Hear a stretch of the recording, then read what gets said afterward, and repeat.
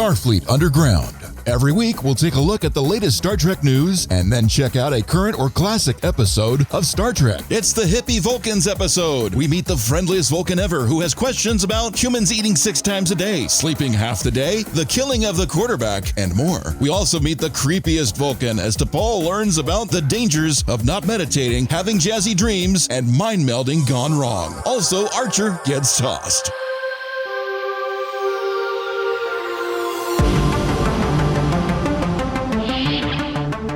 Good day, everyone. Thank you for joining us back here at Starfleet Underground. We are the podcast where our shields are constantly on and running cloaks. Sounds like that's not possible, but yep, it is. So thank you so much. We're being brought to you by Section 31 and our Patreon members. Thank you so much, because with your loving donations and being a member, we've been able to spade and neuter. How many tribbles now, Heather? Oh. It's been a bunch. Yeah, I think it's like 24, I think we're at. However, we have to find a new way to capture them, because every time now when I go down the hall and it looks like I'm carrying an implement or even wearing a mask, the tribbles actually make more than purring sounds now. I hear them start screaming, no. It starts pounding down the halls. So I think that's quite amusing. So we got to be careful with that. You should see. I don't think you've been in the mess hall when one of the vets walk in and all the tribbles like scram. You know, they just scurry out and everything as soon as they walk in. It's so freaking funny. It's like somebody puts an electromagnet in the middle of the room and turns it on, and they just go. It reminds me of that people told me back in their history when they had insect infestation and they turn the lights on, how all of them scatter. So it's like, that's what it must look like. It looked like a bunch of tumbleweeds going crazy and they all run. Rumor has it, though, that they all migrate to Patrick's room. Is that true, Pat?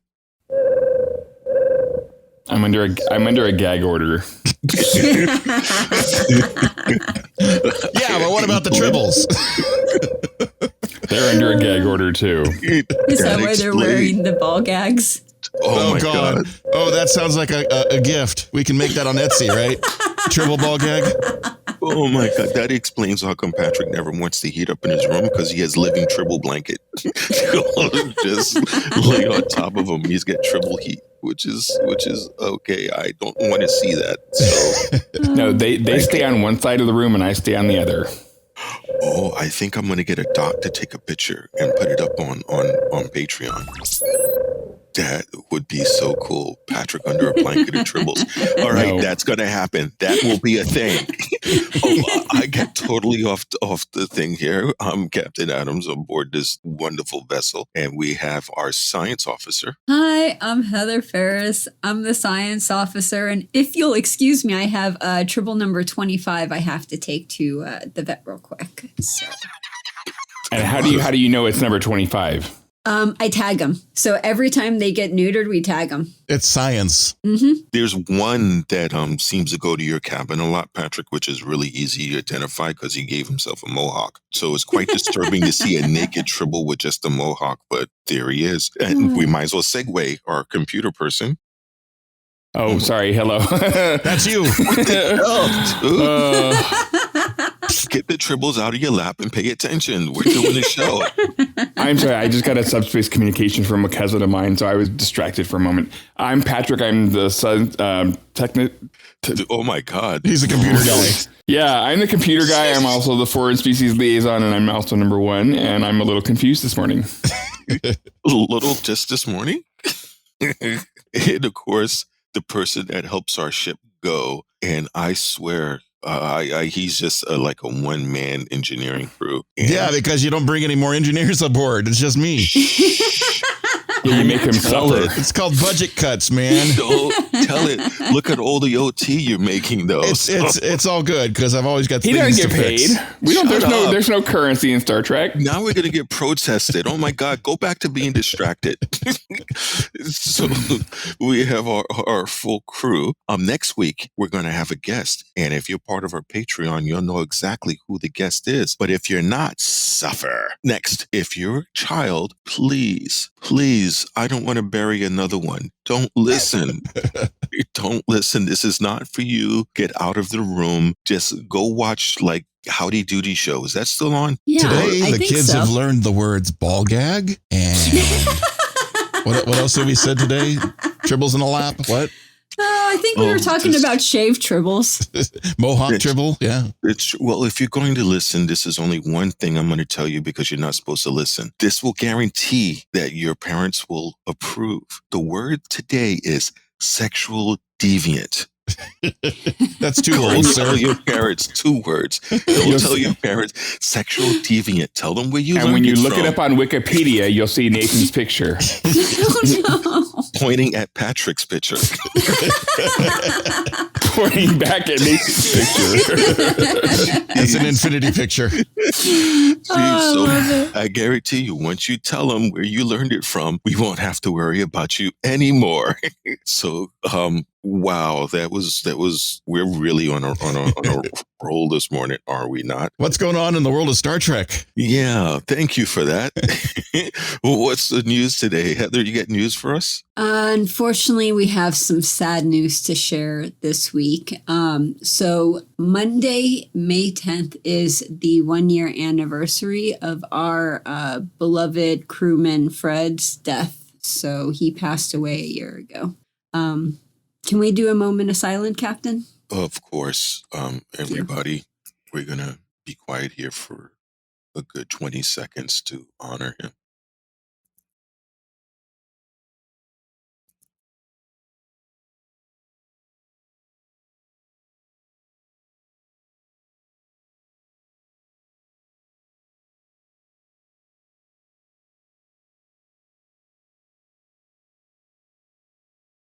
And thank you, everybody. Fred, I'm sure while you're in the wormhole partying with Cisco, you know, we miss you. Yeah, and the Tribbles. He really And the loved those Tribbles. So that's what happened is he just decided he didn't want to be here anymore and he wanted to go party with Cisco. So You know, he's watching over and he's probably giggling every time those Tribbles go nuts. He experimented on them quite a lot. Nobody took glee out of hearing about the crazy stuff the Tribbles would do, but Fred. I mean, it was a great thing. he probably laughed his ass off last week at our Yum Yum podcast. Oh, no doubt. When those Tribbles bounded on top of you and you flipped over in your chair. If you guys want to hear that, I don't know if they're going to edit that out or not, but make sure you listen to the Yum Yum podcast because you'll hear all of us. In fact, the entire crew is going to be there for parts 1 and 2, and they're an Australian podcast, so you'll get a chance to hear some Aussie accents. And also, some people are in the same vein as Heather when it comes to Discovery as she is about Enterprise. They're not exactly huge fans of the show. And Well, they're very analytical. They're not. Yes. They take the show apart in a very different way than we do. So, and just to give you an example, they call Giorgio Space Hitler. yeah. What? Wow. Yeah. So you'll get a chance. You'll get a chance. Oh yeah, Giorgio Space. You'll hear it. You'll hear it later today. Yeah, you'll be able to talk about it. So That's very interesting. So we got to a point where we were able to nudge them a little, but they made some points which was understandable as well. Of course, because we're Federation, we always adapt and listen, and rather than we wait to listen rather than wait to speak. So it allows us to be able to give information back and forth. So that was good. Next, might as well swing into the news. You got any news for us there, Pat? I sure do. We're this week, the Star Trek Discovery costume department, headed by Gersha Phillips, went into the CAFTCAD Awards, which is the Canadian Alliance Film and Television Costume and Arts and Design. They went in with 6 nominations and came out with 3 awards. Oh, wow. Half of them. That's pretty impressive. Cool. It is. Yep. It was for the Hope Is You Part 1, and they beat out Altered Carbon, Snowpiercer, The Expanse, and the Odd Squad Mobile Unit. I've never heard of the Odd Squad Mobile Unit. To beat out Snowpiercer, that's pretty big because Snowpiercers are very interesting. And so based on the movie, it's got Davio Giggs from Hamilton fame on it. David, for those of you that love Hamilton, he played Marquis de Lafayette as well as Jefferson. So it's very cool. It was held remotely and streamed over the web, and she accepted her award from the set of Discovery. That's pretty cool. Yeah. You have any other news for us, or is that's your section? You're done. We kind of covered it last week about John Delancey. He said that he is filming 2 seasons worth of being Q. So that could, that lends a lot to interpretation. I'm thinking it's probably going to be the end of the season, the next season, and the beginning of the following season. But that's just me. I really hope they don't wait until the very last episode to bring them in. I will be upset. That would be an interesting take on teasing. Teasing us all that he's going to be there and then not see him there till the end of the whole season. That's like the very last scene. he just pops in. He's like, wrong. Picard. You're going to let out a spoiler. I mean, geez, make us wait all the way to the end of the season to get the actual spoiler. They want to talk about pissing off fans. That would be so bad. Oh my God. He did say, however, that he's been on the set for the last 2 weeks filming, and he's really annoying Picard. Well, that's always fun when he does that, because Picard gets so cute when he gets frustrated. So it's very awesome. And how about you, Rocky? You got news for us? I can't wait to see the memes. That's going to be the fun. The everlasting memes when Picard gets annoyed from Q. Those are good memes. Looking out towards May 12th, brand new podcast from somebody you may have heard of before, Gates McFadden. She's got a podcast coming out. It's called Investigates, and she's going to be interviewing words. Yeah, she's going to be interviewing all kinds of her Star Trek friends, and LeVar Burton is apparently the first one up. So this is going to be good stuff. The hell you say? That's awesome. That's really amazing. I wonder if he's on that she's going to have to phrase questions to him as an answer. But bump. There you go. That's a good one. I like that. Well done, sir. That would be pretty cool. And other piece of news I got was looking at the world of Star Trek, and Anson Mount has been talking about Strange New Worlds. Yeah, he said the lockdown in Ontario where they're shooting is making socialization with the other cast members a little bit more difficult because of the pandemic. And he says normally he'd be throwing a lot more barbecues, which I could understand because that's a good thing to do when you're on a cast. Get some barbecues. COVID protocols making things take longer was what he's saying, but they're getting through it. And it's weird. He only gets to know his cast while they're on the set. So you can't go mingle off set. That's a little frustrating. But however, it's been one of the most, let me quote him word for word here. It's been one of the smoothest starts I think I've ever had in television. So that's a good sign the production is going well. Well, they've learned a lot in shows like that and The Walking Dead and everything else. They've took a while to adapt and figure out how to shoot safely and keep everyone safe. And so it's really amazing how, again, people have adapted and improvised for the pandemic. And the other quote I really like, he says, we're really happy with the material. We're all having a good time together, which means they're having a lot of fun and the shit's good. So I can't wait. Right. It's also going to mean that synchronicity and the way the crew interacts with one another is going to really show on camera. Yeah, I can imagine the chemistry is going to be awesome. Oh, it's going to be amazing. I just can't wait. Because just the little bits, I mean, when he was on Discovery, the chemistry for him is just phenomenal. And the short treks he had, also wonderful. Oh, they were really good. Yeah. So those of you who haven't watched the short treks, please do, because now's the time to watch all of those while we wait for the new show to drop. So it's going to be exciting. My news I have today, for those of you that are Jean-Luc Picard fans, Exo Figures, which that does really, really good replica of people on Star Trek as well as other icons in film and TV,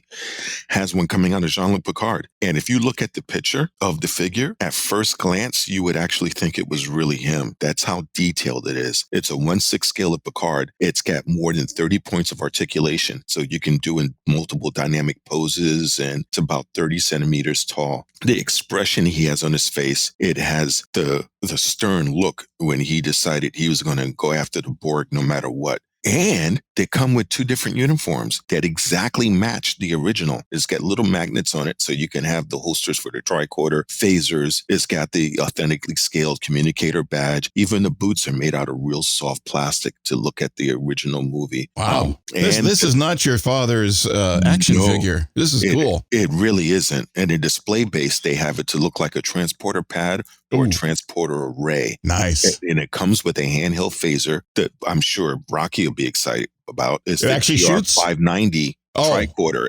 That is cool though. So, and a phaser rifle, the 3B phaser rifle. Now, it's available for pre-order and it will ship in October. And the cost is $189.95. Why just they can't say $190, but hey, my birthday's in October. So there you go. Hey, yeah, dream on. So, and if you're going to be shipping international, it's a $25 flat international shipping link. But again, this is on EXO. So make sure you take it. If you're a big fan, I guarantee you, even with that price point, there are going to be a lot of diehard fans that's going to get it. I'm sorry, I'm not going to pay $190 for a freaking action figure. But the articulation, though. It is a lot of articulation. And if it's a fucking action figure, I have no doubt you will put it on layaway and get it. Wait, an action figure fucking? Yeah, that's but it's not. That's a whole other podcast. Yeah, no wonder why it's so much money. No. In my household, the Barbie dolls and the He-Man action figures got together. I just want to say that. Wow. They're a little taller. They're a little taller than the He-Man. So does a Barbie call him my he-bitch?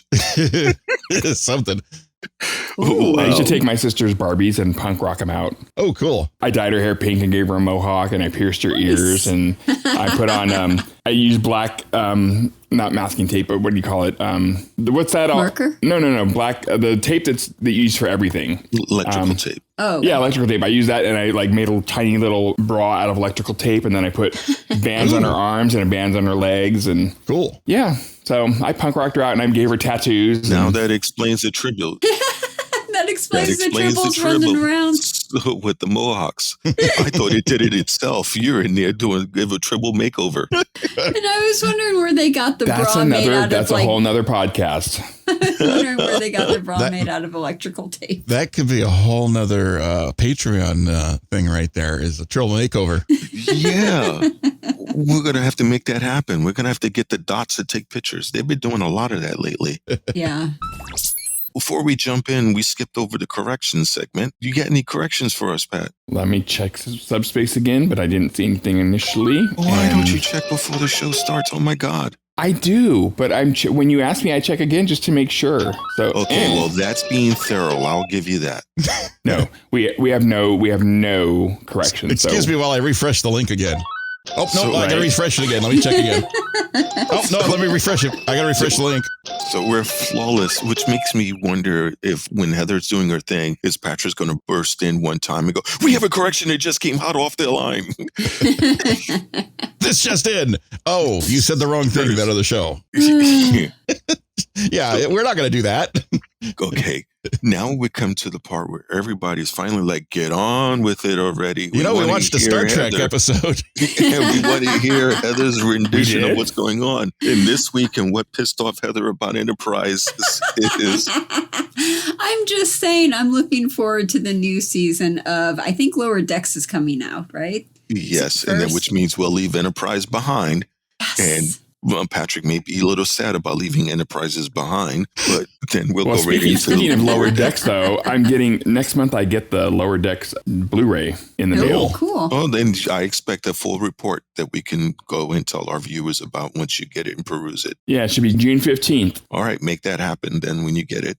Heather, your turn. Hi, Captain. So this week's episode was Star Trek Enterprise Season 1, Episode 17, Fusion. First aired February 27th, 2002. Teaser. Unexpected visitors. The Enterprise is taking a vacation to a nebula, and Archer is excitedly showing his childhood memorabilia that inspired this trip. The memorabilia turns out to be an ancient relic of a centuries past known as a book, and all of the very limited information that they possess. Their bonding moment is interrupted by the arrival of a Vulcan ship. Archer and T'Pol go up to the bridge to have some FaceTime and are very surprised to find a warm, friendly Vulcan. And that warm, friendly Vulcan is none other than Robert Pike, who is Captain Kirk's father. Woo! For those of you who don't know. Yeah, I was like, hey, that guy sounds exactly like Robert Pine. Oh, he doesn't look like him. He's got so much hair. Yes, Robert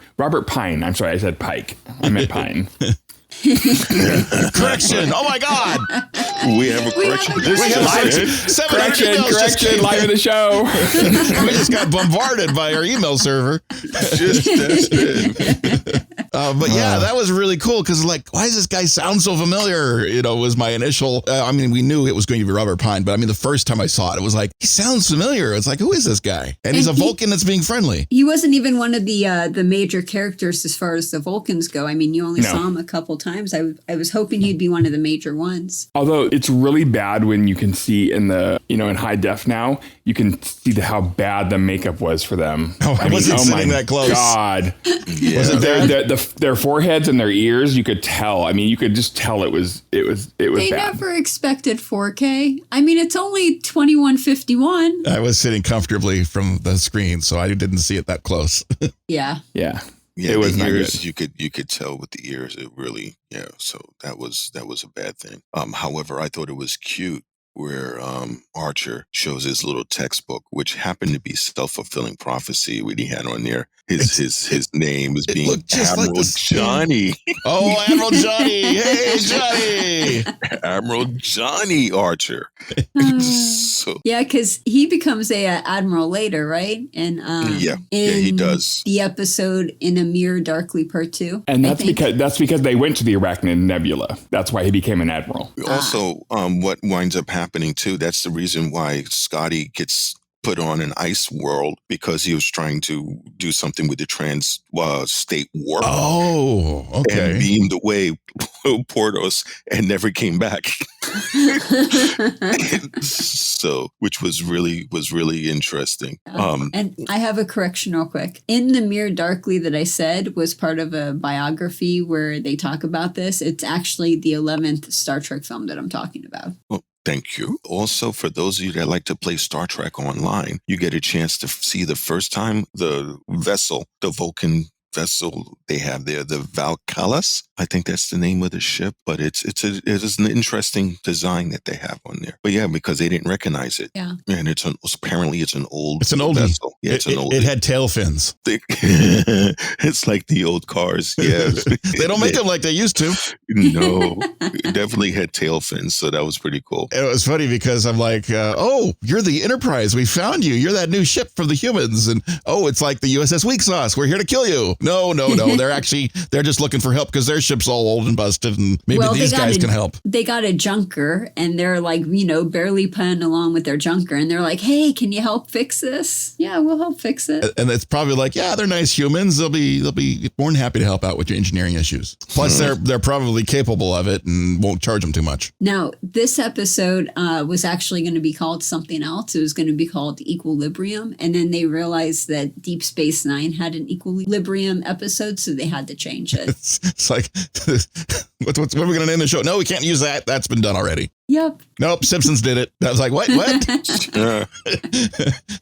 It's Star Trek treks itself, basically, when they're trying to figure out episode names. Right. So this is probably the intern. We're going to name the show this. Intern Search. Yes, exactly. Come back in a week. No, we have one with that name already. We have to do something else. Yeah. Patrick, you have any input on this first opening teaser scene, or you're distracted again? I already talked about Robert Pine. That was it? That was the only thing he had to talk about. And the fact that that on his book, his astronomy book, was the Arachnid Nebula, and that's what they were going to see. And I said that's why he became an admiral. I just love that the shot of the nebula from the front of the book was exactly the same with the scan that he got. I thought that was kind of cool. Yeah, that was pretty cool. Yeah. And then also the episode, this was made 5 years before a Kindle was invented. So we still have books and everything. Whoa. And one other thing before we move on is I never, ever in a million years thought I would yearn for the day when one season only had 10 episodes. Heather's tortured. And there, ladies and gentlemen, we have Heather's Rant. That's right. Heather's Rant, brought to you by Starfleet Underground. It started early. Tell us how you really feel, Heather. That's hilarious because we used to have, a double dozen, 24 episodes was like the norm. And now you're lucky if you get 10. I mean, that's so weird. Well, like there's the new show on Netflix, Jupiter's Legacy. It's only freaking freaking 8 episodes. Man. Yeah, and I'm on the last one today. It's like, what the hell, man? The Marvel thing with the chilled out soldier and what's the name of the Captain America guy? And Yeah, Captain America, the Winter Falcon Soldier. and the Winter Soldier. I don't even have the fucking name right. Okay, I'm sorry. I'm not a super comic guy, but I'm watching it and it's like it's only 6 episodes. Yep. I think the reason why they do that is because they look at quality over quantity now. They spend so much money on the 6th episode to make it look movie quality. Oh, it looks phenomenal. That blows the whole budget out that they would have used before, like original Star Trek, where they would take salt and pepper shakers and make them medical equipment. Well, let them blow someone else and give us more episodes. Patrick, I will send you over to the studio and you can make that happen for us. I don't do that. I'm glad that they're doing like the 10 episodes now because they're actually putting the time and effort into better scripts and better stories as well. And I would rather have that than have 24 mediocre stories. It is a very interesting combination because quality over quantity, and it goes the entire level all the way back to the scripts. I mean, it's one thing to look at the production going, well, they use this set all the time and that, or they've got to come up and build up a new set. How many times are they in the rock planet, the caves, Yeah. that kind of thing. They really do put a lot more effort into the look and the storylines. I mean, they're really trying. You've got the look. She's got the look. If you really want to be able to get an idea of what happens when it comes to things like that, there's a series of 3 books called These Are the Voyages. And they talk about from pen to paper all the way through to filming what happened on the original series. Didn't I buy those?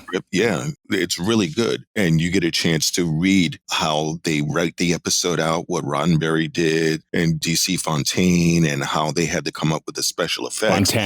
Fontana, and the budget concerns of how much money they had to try to keep under per budget and the things they went through with the studio to go over budget. So it really gives you a real eye opening on the stuff that happened. Deep dive. Yeah, it's really cool if you guys get a chance to read it. I guess we can go into the next section of Heather's review of the show. I don't rant about everything, just most of it.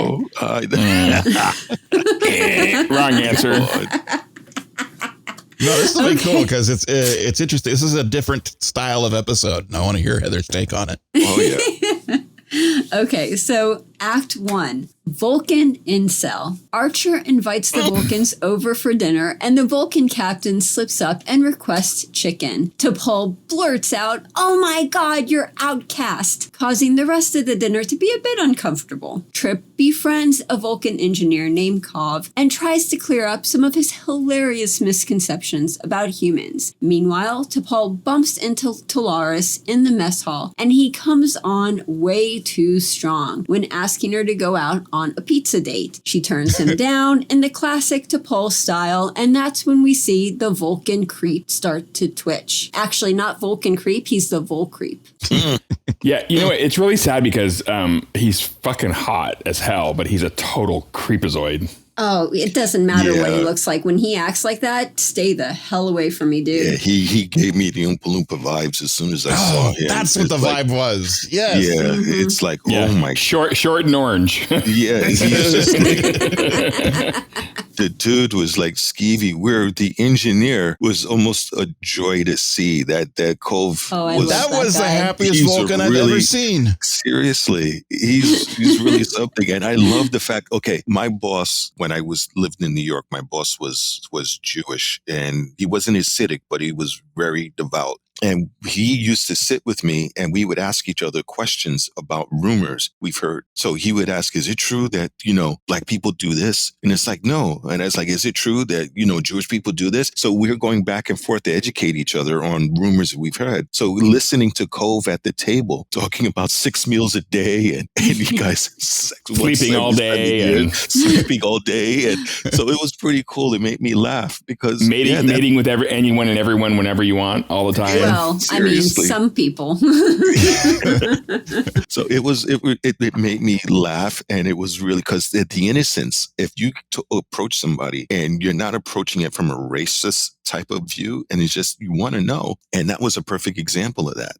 So it was pretty cool. We wanted to clear up misconceptions. I like that. That table scene was my favorite out of Act 1. Well, I liked when they're sitting down and Tavin was like, what is that? And Archer's like, chicken. And he's like, well, can I have some? And to Paul, just the look on her face, she's like, I know. She's like, you're Vatosh Couture. The look on her face was priceless. It was like you're the devil. You're Vatosh Couture. Ah, get away! I think I heard her audibly gasp, like she did. And Archer's like, what the fuck does that mean? Vulcans without logic. It was a lot of drama over some chicken. I'm just saying. Like, seriously, it's like Vulcans. Is that anything like Doctors Without Borders?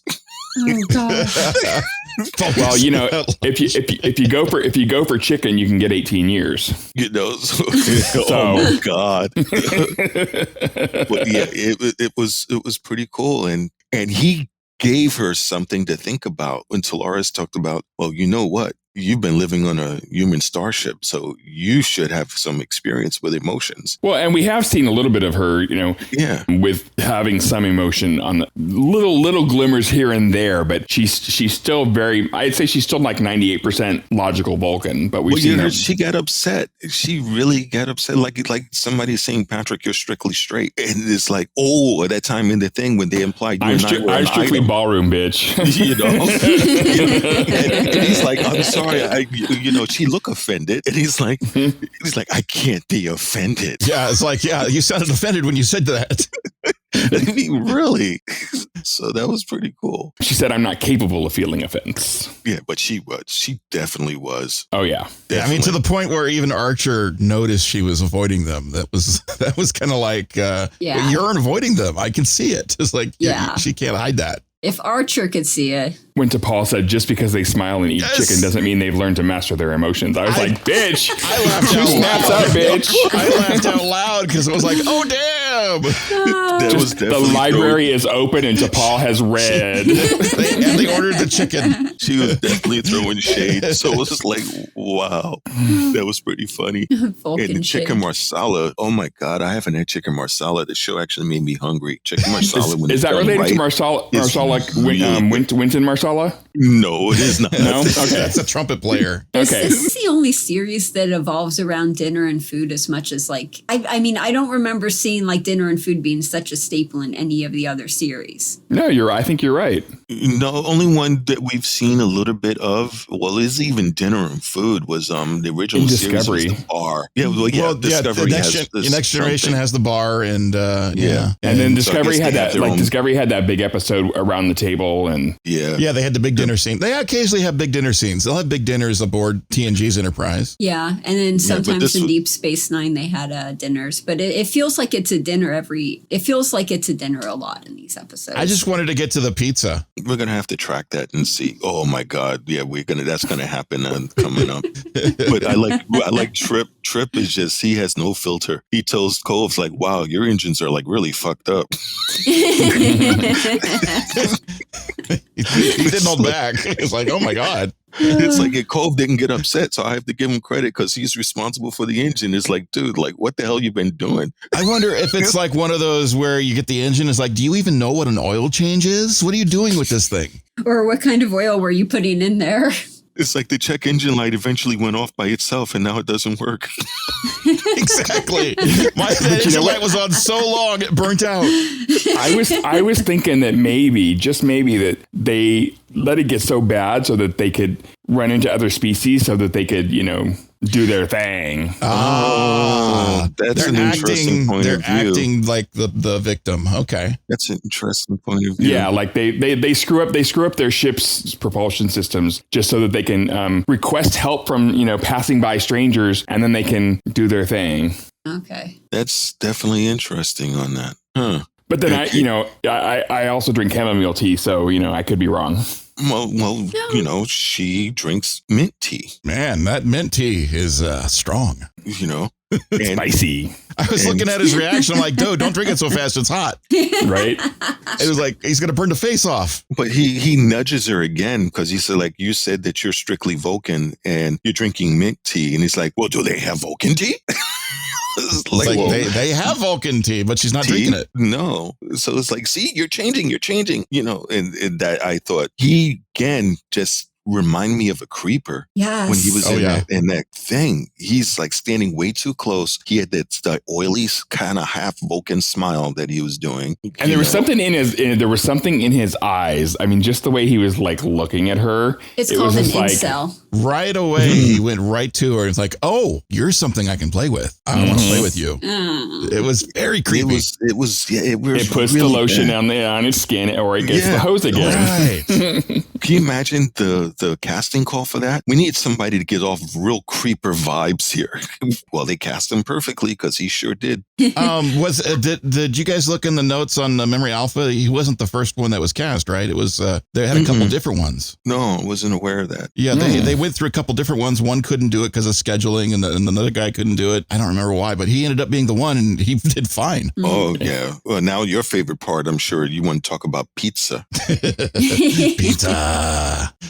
I feel bad for the Creepers' crewmates because they were all male Vulcans on there. There were no women. Vulcans. Where are the female Vulcans at? That's what Culve was like. There's a bunch of women on your ship. Yeah, exactly. Yeah, that was kind of a pervy statement, the way he said that. It was like, yes, we know you only have sex once every 7 years, but just, slow your blue balls. So does that mean a Vulcan Incel only has sex once every, 21, 28, 30 something years? It depends if he can get out of his mother's basement. Yeah. Oh my God. I guess a Vulcan Incel would rage quit every time you talk about sex. So that was a wild first act, I will have to say. It really kind of set the tone, and really you got to don't like what's his face again? Creeper. It just do not like him. Solaris. I call him Vulcreep. Yeah, thank you.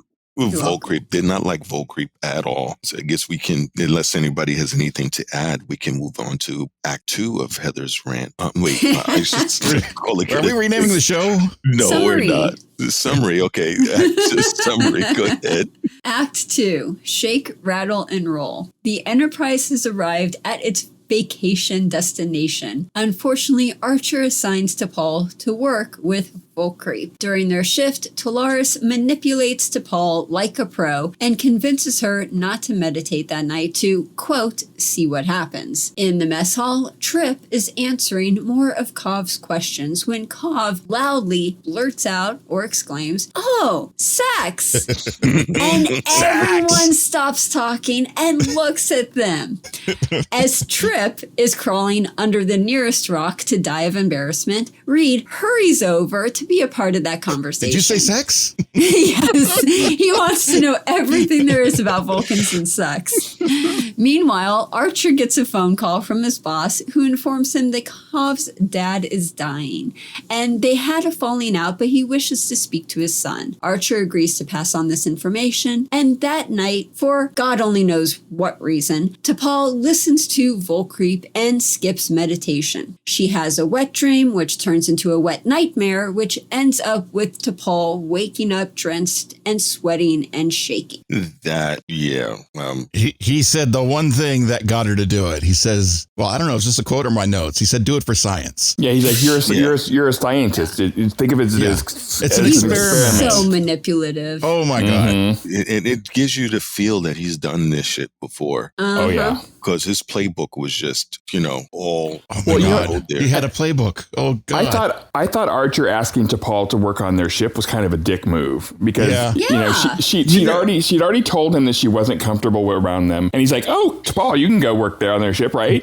And she's like, fine. It was go play with the Vulcans. They're just like you. I'm like, I was like, that's like, so that was naive. really that was kind of a dick move. Very much. Well, maybe in his defense, he was thinking it's your people. Maybe you'd like to spend some time around them or find out, or even more with subterfuge, maybe you'll loosen up and find out then having some emotions is a good thing. She already told him she didn't like him. I know, but sending him over there once they said that, that wasn't a good move on his part. Well, I was just trying to understand his reasoning. Again, Archer is a dick. The other dick move was the Admiral telling him, well, the High Command let you keep your science officer. It wouldn't hurt to do them a favor. Yeah, that was political dick move right there. It was like, really? I mean, you're gonna throw that up in his face when it was freaking T'Pol's choice to stay. It wasn't, It's, they did scratch our back. We got to scratch theirs now. Like, it's like, yeah, dude, the guy's father is dying and he wants to speak to them. Make this shit happen. All right. You know, and it's like, but I'm not even friends with him. It's like, they're on your ship, make it happen. Yeah. How do you do that? And that not was to weird. mention, that's the relationship between father and son. And there's, sometimes it's good not to talk to people. Well, yeah, some people don't have good relationships with their former, for their good parents. reasons. Yeah, so it's like people want to keep apart from people for some reasons. Sometimes it's better just to let them keep apart. Exactly. Don't get involved in that shit. It's like you just meet somebody and you go up to him and you just out of the blue says, hey, I heard you hate your father. Go talk to him. Yeah. Like, who the fuck are you? Exactly. What the fuck? It's like, keep the fuck out of my business. Dude, he's lucky that dude was like all happy and joyful, because anyone else might have like clobbered him. He was the friendliest Vulcan I've ever seen, though. I mean, I like him. Nice. He was cool. He's an all-around nice guy. That's probably because he was pon-farring in his quarters. he was doing the self-shocker, right? That's the creepiest thing about these Vulcans is that, we're explorers, but we're not exploring space. We're exploring ourselves. He was exploring, right? Yeah, and they were feeling emotions, and one of those emotions were, hey, I'm going to manipulate the shit out of you. Oh, that guy. Oh, man. Oh, my God. Did you guys notice into Paul's dream when she goes into the club? Did you notice the name of the club? No, what? Fusion. Yeah, Oh. it was a name. That was. I didn't catch that until just now. Yeah. That was a good pickup, Pat. That's I interesting noticed- because it's a style of music, too. Style Yeah, of jazz Yeah. fusion. Yeah. And that's what they were playing, jazz fusion. And there's a point in this episode where they're talking about fusion as far as Vulcans and emotions and fusing logic and emotion together. Well, it's interesting. Her reaction to jazz music blew me away a little, because I would think Vulcans would be very much into jazz and music in general, because music is mathematical. There are harmonies and dissonance, and it's all mathematical vibrations. I mean, All numbers. Yeah. it's all numbers. Whoa. It's an emotional thing, but you can look at it and see it numerically. I think Well, that's there's a cool thing. There was a point in time where the ultra-religious people would say jazz was evil, sinful music because it inspired people to want to do sinful, evil things. Nah, yeah, Well, I think they it's- got their messages mixed. Yeah. Well, because wasn't jazz initially mainly a black culture Yeah, thing? it was, and it was underground. So of course they're gonna say it's Well, music has always been tied to sex a lot. I mean, it's The hell keeping you the say. beat. It's keeping the beat, baby. I mean, even classical music. Is it Bolero, the song that is like really super slow and super sexy? And it was in 10. It was like very band, I think, right? Yep. Yeah. Now, here's a little bit off subject, a little bit for you, which I think is information out there. The KKK is responsible for racism kind of blending down, or for people to get used to it. The KKK at the time was against alcohol, so they got the prohibition. When the prohibition came, that inspired the mafia and other people to set up speakeasies where they could sell it. Now, when they went to set up the speakeasies, they need to be able to entertain people. As Patrick and Rocky, you guys said that there were black musicians that played, but they had a shortage of talented musicians. So they would bring in white people who were good to play with the band. That started to get people used to seeing black and white people hanging out together and partying together. And that slowly started to change the way people were viewing black people, because they're at the bars with them. They're hanging at the big bars. They were the bartenders. They were playing with other white guys. They were dancing. It was kind of like a safe space. We're having a good time. Yeah, so indirectly, the Klan brought about what they hated, like banning alcohol, which I think is hysterical. So that's why I wanted to bring that Two up. snaps up. Good. It's very cool. Hindsight and all, but it's pretty weird. It's really funny. But now let's talk about the quarterback being murdered on football. They killed the guy. Oh my God. Did you see that hit? What a hit. I like that football game right there. That's pretty good. They're always killing the quarterback. In 2151, they might view football as just that, with all of the concussions and everything. You never know 100 years from now. They're wearing helmets true. and they still get not messed up. I mean, it's a serious problem. I mean, it's actually one of the things they're talking about a lot in football. We've only seen them play baseball in Star Trek, so Yeah, they don't play football an awful Wow, lot. that's true. They've never seen football on anything. Huh. because they know better. They don't want concussions. Okay, so we're going to need a time warp episode, and they warp into somebody's body where they're the quarterback. Okay, and this is- they got to this win isn't- the game. They did that already. This is a quantum leap. They know they did that. It's a a movie called Unnecessary Roughness with Scott Bakula as the quarterback. Good movie. Yeah. Oh, man. And then also, too, while they're at the dinner table talking and everything, and he blurts out, "Oh, sex." And everyone stops talking and turns around. Have you guys ever had that happen to you? Like, tell me your mortifying moment when everyone stops what they're doing and then just stares at you. Yeah, or you just can't stop laughing because that just happened. In the world of Warcraft, there's a character when you're a warlock, you can pick up a succubus as your familiar. And I was in a business elevator. Now, this is a finance company, so everybody's in suits and ties and everything. And one of the girls that plays Warcraft with me was on the elevator, and the elevator was packed. And we were going up the elevator, and I go to leave, and I know she was trying to get the quest to get it. So I turned around, and I called it the Dominatrix girl because I forgot the name succubus. So as I'm leaving the elevator, I was like, "Summer, did you ever get the Dominatrix last night?" And everyone stopped talking and looked at her, and I went, "Oh my God, I just realized what I said." And before I corrected, the door closed. That's the best time to do it in an elevator. It's like, oh man. If I get back to my desk, she's like, "Nathan, I'm going to kill you." Or you, when you walk out of the elevator, you turn around and look at someone random and say, "You left your underwear at my place last night." Oh, jeez. So that was my moment when that happened. Mine was we got the buddies are out having dinner at a nice restaurant, and we're chatting, and of course one guy's talking about, you had this girl bent over like this. The very second a gorgeous waitress walked up right behind him to ask about if we wanted drinks or whatever. It's just like I couldn't. It was so funny I couldn't stop laughing at it. You just want to sink into the chair and disappear. How about you, Patrick? I'm sure there have been plenty of them, but all the years of my drug use, my brain doesn't remember a lot of things. So okay, we'll have to create new memories. Yeah, I'm not going to create those kind of memories. That's okay. I'll when we're in Vegas, I'll do that for you at the bar. You're more than welcome not to. Yes, I'm going to definitely yell something out like, "Did you get all the pus out of that?" Oh, like, and do it yes, when and I left it all over your bed. Do it when a star's around, like someone famous. There you go. Walks up and then you say that to him. Yeah. So I was in 6th grade, and I'm pretty sure I told this story before in one of the earlier podcasts, so sorry. But I was doing a test, so everyone was sitting there in 6th grade doing the test. It was allergy season. I have the worst allergies. I had to blow my nose, so I got up, I got a Kleenex, I walked out of the classroom, and I blew my nose. And my nose is a horn, and it's loud, and it's really startling sometimes to people who are not expecting it. So I blow my nose, and I look back into the classroom, and everyone had stopped taking the test, and they were looking over their shoulder back at the door at me, looking through the window like, "Oh, okay." Every single freaking student in the class and the teacher. And I'm like, great, now I have to walk back in there. They're like, "Where did that blowhorn come from?"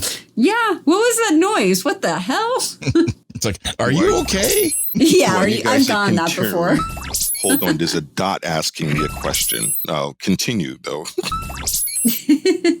My only other notes before we get out of this section, some visual things I was looking at. Right at the beginning, the shot with the Vulcan ship, looking at it from the back, it looked TIE Fighter-ish to me, didn't it? Did it not look TIE ship? Yeah, the Vulcan ship. It had from the back, it had these curves. It kind of looked like a little TIE Fighter-y. I didn't notice. Oh, okay. Maybe I'm seeing things. And the other side of things, because I also got a Star Wars influence. When they went aboard the ship, they had that big, giant, clear plexiglass orb thing in the middle of these navigational things. I've seen that kind of shape before, also in, I think, Ferengi ships in Next Generation. It looks like a top of a half dome. It looks like a top of an R2 unit with a clear head. It's just, it cries out Star Wars to me, and it just feels weird. Okay. Talk to your therapist about it. Yeah.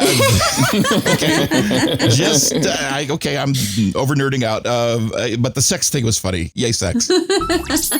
A dot just came in here with a huge box, something from the Federation, Federation exam, or Federation. Is that oil everywhere? Or something. It's a big box. So, I asked the dot, and he laughed. I don't know why, but I was like, "What's in the box?" Oh, and no. he started laughing. It's like, "What's in the box?" And he just started laughing and left. So I'm scared to open it, but I will. Don't open the box. It's like, what's Don't in the do box? it. Don't And open the it just- box. There's a dick in the box. Oh my God. If it is, it's the right size for me. So. Hey, Oh, Jeez. Okay. Next did we section. Finish. Yeah. Next section.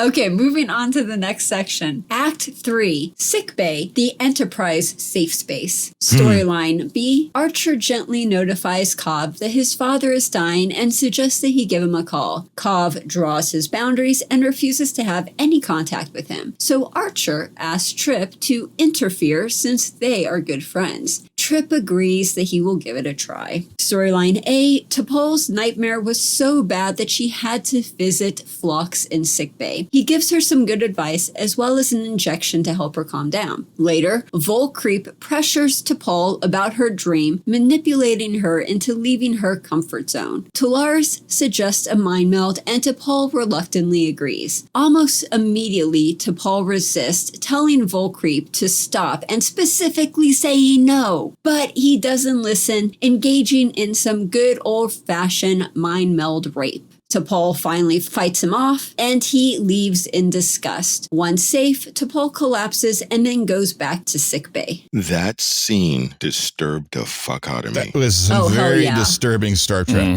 It Very really, disturbing Star Trek. it really was, because the guy was just, oh my God. And he was like, I'm doing this. And she's like, no means no. And he's Yeah. like, and the way he looked and He the was way getting things like, off. yeah.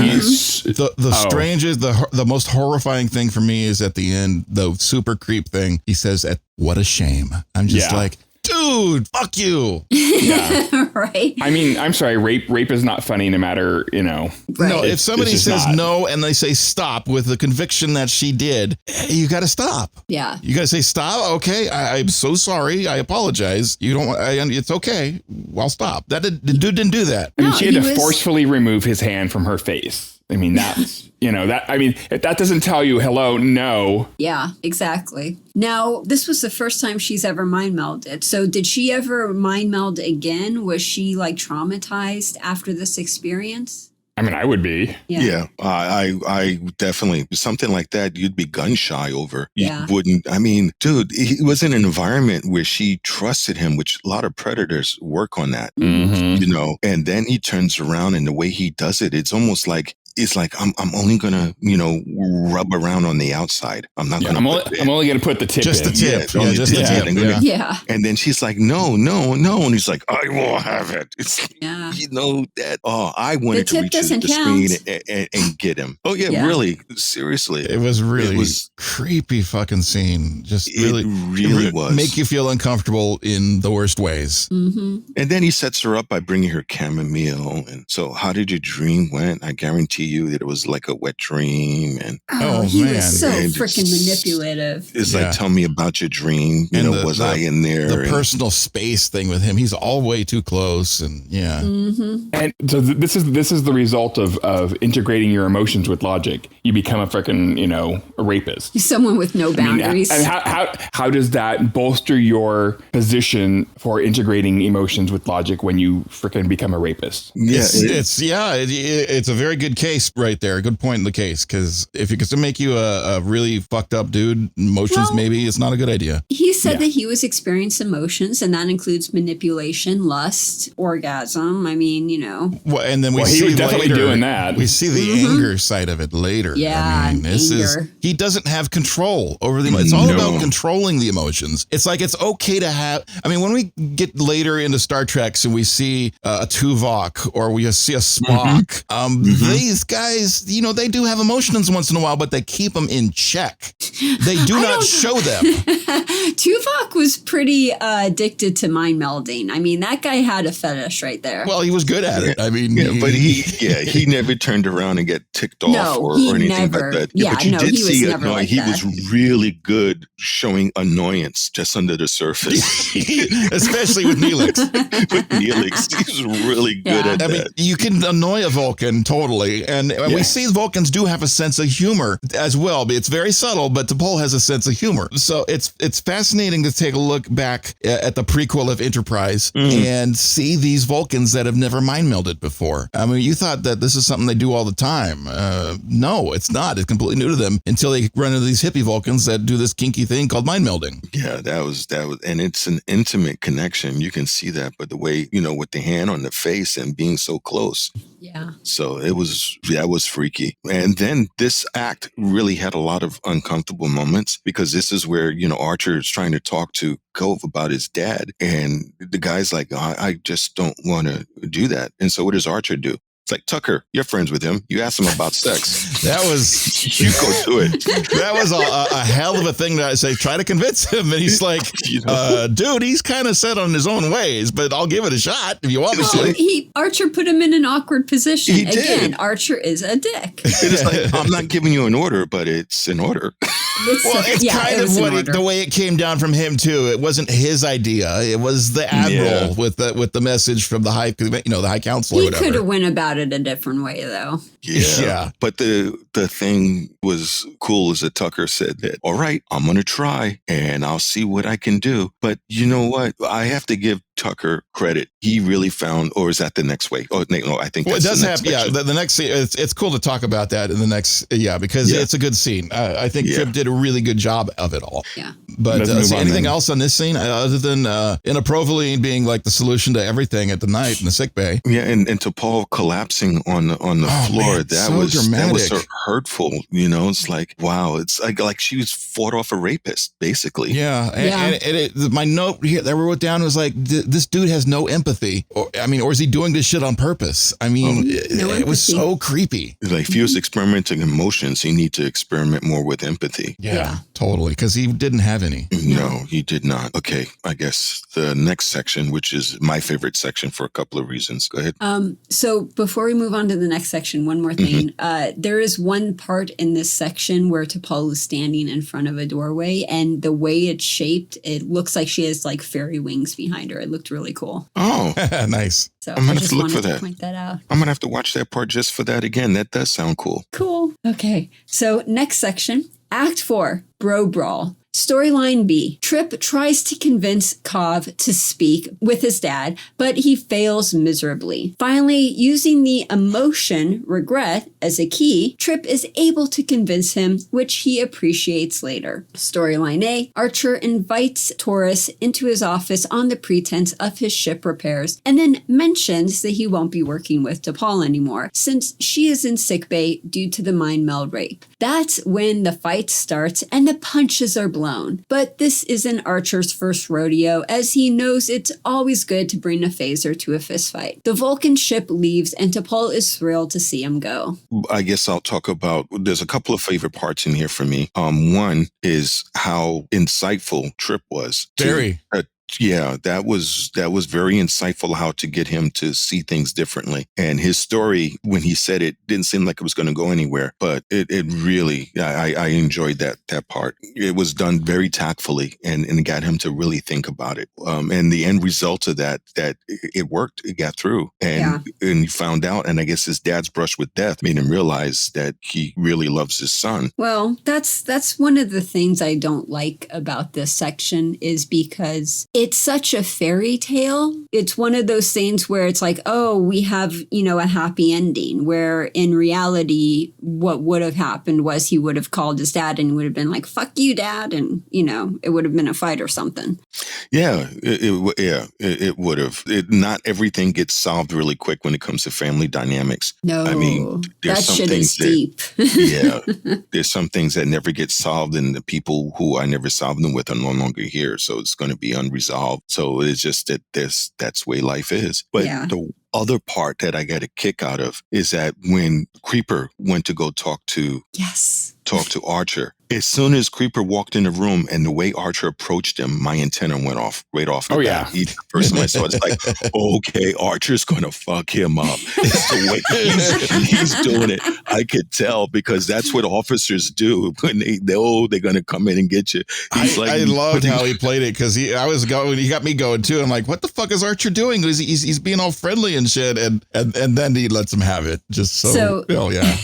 So, Captain, that's something the military does? Oh, yeah. They always tell you when you go to question a subordinate, you find out all the facts first, and then you approach him like you don't know anything to see how truthful they are. And you put him at ease. So it's like, so you were okay on watch last night? Anything exciting? How did things go? Things were smooth, right? Everything is going right. Everything really good? You sure? You didn't rape anybody?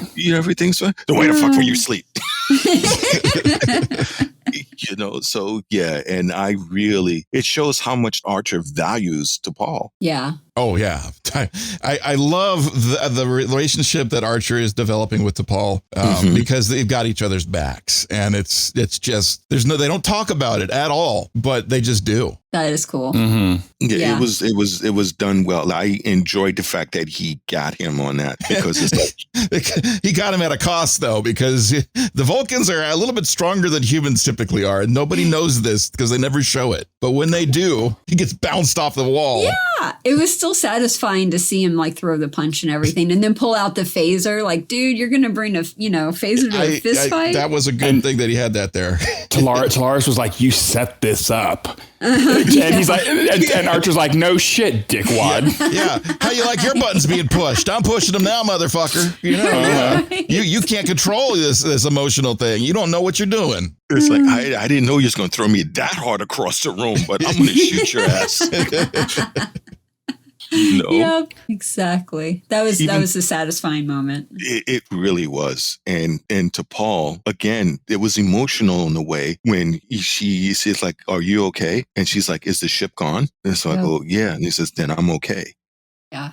That little part really kind of hit me as well to show how much of an impact that made. So it's like, really, wow. Yeah, this was, a hard episode to watch. I mean, it didn't feel like a happy ending, even though it kind of resolved okay. But it was just like, it was very strange. Well, for a 45-minute long show, they covered two really hard topics: rape and, the father and son not getting together, and then like the talking and everything. I know there's a word for reconciliation and all that jazz. Well, when you tell your son that he's brought shame on 15 generations of the family, that's a little harsh. Of course he's not going. Yeah, he's going to want to talk to you, especially if it's an emotional Vulcan. Emotional Vulcans. I mean, regular Vulcan probably like, yeah, whatever. But emotional Vulcan ain't going to take that shit. Nope. That really hurt. Yeah, it did. And not to mention, if you're going to be mean to your kid and say that nasty stuff to your kid, more than likely it gets worse with age. It doesn't get better with age. No, no, that's true. That's very true. It just solidifies more. Mm-hmm. Well, and what I liked at the very end is when T'Pol asked Archer about his dreams. Yeah. And whether they were good or bad, and he's like, most of the time they're good, and she's like, I envy you. Mm-hmm. And Archer doesn't quite know what to do with that. He just walks out of the room. I think that was the right thing. He's like, oh, okay. We'll talk later. Like, do I press her on this? Do I ask her? But do I just leave this alone? Just what do I walk do? out of the room and let the camera pan down to the candle. It's okay. So she doesn't dream, or she has nightmares. One of the two. Well, she meditates. She's going to get back into her meditation thing, and that's going to sort things out for her. So no more but dreams. yeah, it's. I mean, dreams are very strange for Vulcans to have those kind of dreams about those kind of things, or do they do it all the time? What were you going to say, Captain? I was going to say that I have to give again Scott Bakula as an actor, because he gave the right kind of pensive moment of wanting to say something, thinking about it, still wanting to say something, and then thought better of it and just left. His body language really showed that at the door, So it's another peg in the relationship between these two on their relationship building. Yeah. Bocho. On a side note, when the ship left, did anyone else notice that it looked like a USB being taken out of its socket? Like when it disconnected from Enterprise? Yeah, it kind of did. was like, okay, taking the USB out. Unplug it, let it go. You need to safely eject that from the port. Safely eject. So it doesn't damage any of the data. Just pull it out. Don't worry. Just pull it out. It's okay. Careful, it might have viruses on there. Just pull it out. Pull it out. I wasn't saving anything to the drive. It's fine. It is definitely well, first, before we even move on that, we have to ask this, Heather, on your scale, what was the show? Oh, 1, don't like, 10, like. God, I would have to say 3 or 4. Yeah, the rapey part really. Three or 4 based on the subject matter, or 3 or 4 based on the overall whole episode? Because I mean, the subject matter, we give you a 3 or 4. It was not a comfortable subject at all. Yeah, and it wasn't a comfortable episode to watch either. No, it wasn't. So I guess it would be 3 and 4 altogether. But that's what it was supposed to do. That's the feeling that it was supposed to give you. Yeah. So they accomplished. I would say that was like an 8 or a 9, because it gives you it did what it was meant to do, which was give you creeping feelings. Yeah. Like it didn't resolve anything. Yeah, all it did was like, here, we're going to make you uncomfortable. But the one thing it did resolve, which is a high point for me, is with Cove, with his dad, and the relationship between him and Tucker. I enjoy the interplay between those two. Like I said, he was a happy little Hobbit Vulcan. So actually, now that you mention it, I'm going to have to lower it to 2 or 3. We're gonna call him Cove Wise Gamgee. I didn't like that whole thing either, with the whole relationship and talk to your parents and everything. It was, you know what? We're gonna put a creepy thing in this episode. Let's put B plot as another creepy thing. Yeah, let's do that. Let's do it all together. This is the double creep episode. Is that the name of the episode? Double creep. Well, it was fused together. Isn't that a song by Radiohead? Creep is a song by Radiohead. Yeah. They needed more women on this Vulcan ship. That's all I'm saying. Where are the illogical women Vulcans? They would not go anywhere. That's all they would do. Is they'd be off on the side doing orgies all day long. Wouldn't happen. Yeah, that or shopping, right? Oh my God. What the hell? Like, fuck Ponfar. We're not having it 7 times a week. We're doing 7 times a day. Whoa. 7 years.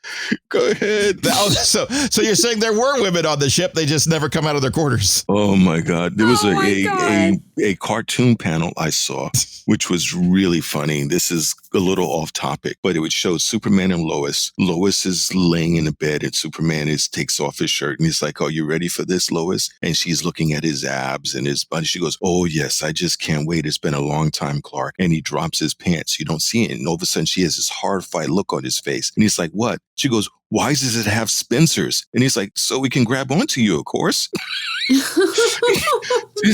So it made me Why laugh. does it have what? Spencers, claws, little Spencers. claws. Spencers, whatever the hell. What did it call the little claw things on a crab? Oh my God. You speak, Nathan, translate.